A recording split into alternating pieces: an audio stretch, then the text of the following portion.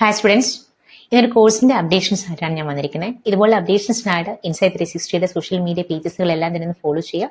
ഒപ്പം ഇൻസൈറ്റ് 360 ആപ്പും കൂടി ഡൗൺലോഡ് ചെയ്യുക. നിങ്ങളുടെ ഡൗട്ട്സ് ആൻഡ് ക്ലാരിഫിക്കേഷൻസിനായിട്ട് സ്ക്രീനിൽ കാണുന്ന നമ്പറിൽ ഡയറക്റ്റ്ലി നിങ്ങൾക്ക് കോൺടാക്ട് ചെയ്യാം.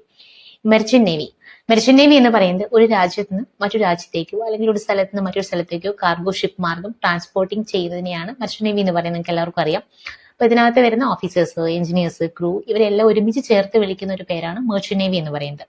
ഇത് കംപ്ലീറ്റ്ലി ഒരു കൊമേഴ്സിലാണ്, പ്രൈവറ്റ് സെക്ടറാണ്. ഇതിന്റെ ഒരു 90% എബോവും പ്രൈവറ്റ് സെക്ടറിൽ വരുന്നതാണ്. അതേസമയം ഇന്ത്യൻ നേവി എന്ന് പറയുന്നത് നമുക്കറിയാം, നമ്മുടെ പ്രതിരോധ മേഖല റിലേറ്റഡ് ആയിട്ടാണ്, നമ്മുടെ രാജ്യത്തെ സുരക്ഷിതമായിട്ട് നോക്കുന്ന ഒരു ഡിപ്പാർട്ട്മെന്റ് ആണ് ഇന്ത്യൻ നേവി എന്ന് പറയുന്നത്. ഇത് രണ്ടിന്റെയും സാലറി സ്കെയിലും കാര്യങ്ങളെല്ലാം തന്നെ ഡിഫറൻസ് ആണ്. ഇതിലെ മെർച്ചന്റ് നേവിക്കകത്ത് നമ്മൾ നോക്കുകയാണെങ്കിൽ ഒരു +2 ശേഷം നമുക്ക് ഒരു 17 to 24 ഏജ് ഗ്രൂപ്പിലുള്ള സ്റ്റുഡൻസിന് ഇതിനകത്ത് പോവാം. ഇതിലെ റിസർവേഷൻ, അതുപോലെ ഗേൾസിനെല്ലാം പർട്ടിക്കുലർ റിസർവേഷൻസ് വേറെയുണ്ട്. പിന്നെ ഇതിനകത്ത് വരുന്ന ഒരു കാര്യമാണ് IMUCT പ്ലസ് സ്പോൺസർഷിപ്പ്.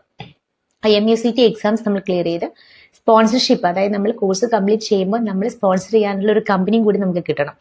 അപ്പം ഈ സ്പോൺസർഷിപ്പിൽ മെയിൻലി വരുന്ന ഒരു കാര്യം എന്ന് പറയുന്നത് 17 to 20 ഏജ് ഗ്രൂപ്പിൽ വരുന്നവരെയാണ് കൂടുതലും സ്പോൺസർഷിപ്പ് കമ്പനീസുകൾ സ്പോൺസർ ചെയ്ത് കൊണ്ടുപോകുക.